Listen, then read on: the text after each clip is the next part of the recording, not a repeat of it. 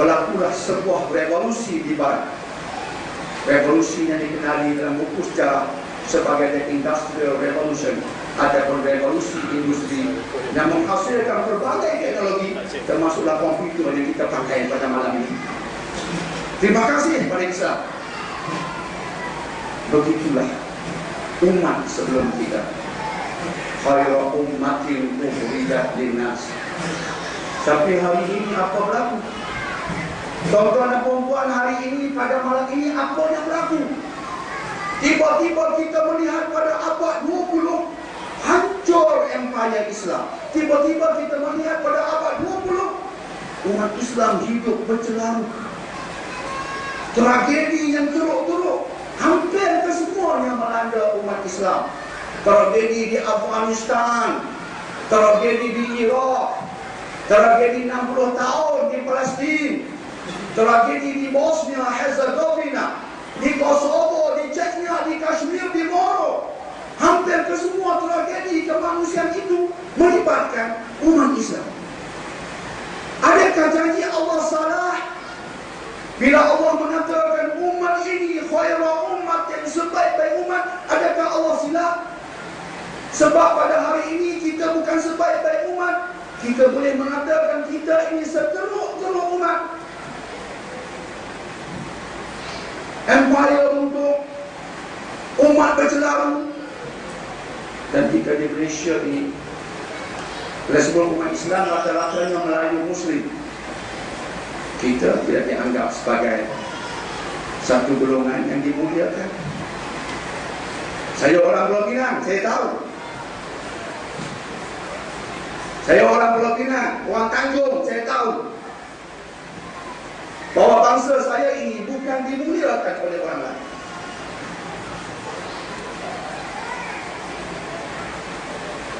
Lantas, di review orang bertanya kepada saya, dan saya bercakap benda seperti yang saya cakapkan pada anda di sini. Dr. Daniel, apakah puncanya? Mengapa kita dilanda musibah seteruk ini? Sedangkan kita berkata la ilaha illallah Muhammad Rasulullah. Allahnya sama dengan Tuhan yang diimani oleh umat Islam terdahulu. Rasulnya sama, Qurannya sama, rukun Islamnya sama, rukun imannya sama, cara solatnya sama. Mengapa mereka khairu umat yang kita teruk? Tiba-tiba saya tersentak. Ya Allah, apa jawapannya? Apa jawabannya? Bila orang Aceh datang untuk berubat di hospital di Pulau Pinang, mereka anggap di Pulau Pinang hospitalnya canggih, sehingga sekejap bertemu doktor Jenny yang kerja ini, mereka juga bertanya, apa puncanya Bapak? Saya enggak tahu, saya kata.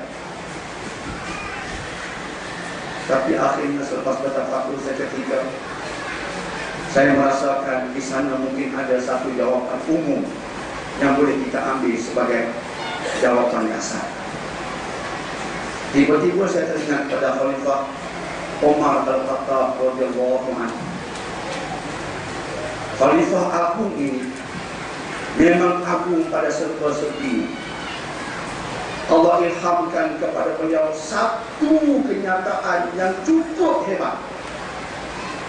Pada suatu ketika Khalifah yang kedua ini, Khalifah Umar Al-Khattab radhiyallahu anhu ini telah bangun dan berucap. Dan ucapannya berbunyi, nahnu qaumun a'azzanallahu bil Islam. Famahma taghaina al-izzata bi ghairi ma a'azzanallahu bi adzallana Allah. Maksudnya, kita merupakan satu golongan yang mana Allah telah memuliakan kita dengan cara hidup Islam. Bila kita meminggirkan cara hidup Islam ini dan kita pilih cara hidup yang lain, tunggu, adzallana Allah. Allah akan timpakan kehinaan kepada kita. Saya merasakan ucapan itu mengandungi jawapan umum kepada kita, bahawa kita ini dihinakan Allah ada sebab musababnya. Bukan kerana Allah kejam, bukan kerana Allah zalim, bukan kerana Allah tidak memuliakan Rasul dan umatnya, tapi disebabkan umat Islam alpa tentang ISLAM, Islam. Kita melihat sebagai contoh seperti yang pernah disebutkan oleh Syekh Hasan An-Nadwi dalam buku beliau yang saya anggap cukup baik. Jika boleh anda turun beli, cari dulu buku lama, cari dulu, kemudian beli buku asal bahasa Urdu, terjemahan bahasa Arab, susah dipahami. Kemudian B. Arifin Indonesia bantu kita dengan terjemahan yang baik. Beli terjemahan B. Arifin. Tajuk bukunya Kerugian Dunia Sebab Kemunduran Umat Islam. Pendek kata, dunia ni rugi. Sebab apa? Sebab umat Islam mundur. Itu dikaitkan dengan kenyataan kata-kata yang saya sebutkan tadi. Kita mundur. Mengapa kita mundur?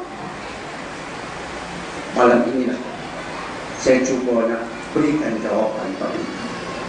Apa yang saya katakan tadi baru mukadimah. Ya Allah, bila nak balik? Bila nak balik? Dr. Daniel ni balik. Tadi baru mukadimah. Itulah Dr. Daniel. Minta tunjukkan apa muka dia. Ayo. Yang ni tak banyak. Anda tengok muka saya yang betul-betul ni, lagi banyak lagi. Saya datang nak berceramah pada anda, bukan ambil gambar orang lain. Tapi ada sedikit sikit. Belum lagi sampai tajuk Quran dan sains. Nak cerita masalah umat dahulu. Sains cuma alat, masalah kita dulu. Jadi mungkin ucapan Omar Al-Khattab ada jawapannya. Mungkin penerangan oleh Syekh Hasan An-Nadwi dalam buku beliau yang saya sebutkan tadi, iaitu Kerugian Dunia Kerana Kemunduran Umat Islam. Perincian tentang kenyataan itu mungkin boleh menampakkan kepada kita apa yang perlu kita buat. Tapi yang jelas, seperti kata Umar, kalau kita memikirkan cara hidup Islam, Allah pinggirkan kita. Justru tuan-tuan dan puan-puan, hadirin dan hadirat yang dihormati lagi dimuliakan, apa yang perlu kita buat sekarang? Satu soalan cekumas tanpa waktu. Apa yang perlu kita buat sekarang? Itulah yang dah kita fokus. Nak cerita tentang masalah, kita tak akan berhenti. Nak cerita apa yang kita boleh buat, insya-Allah, supaya kita berhenti dan kita buat. Bila saya meneliti Al-Quran,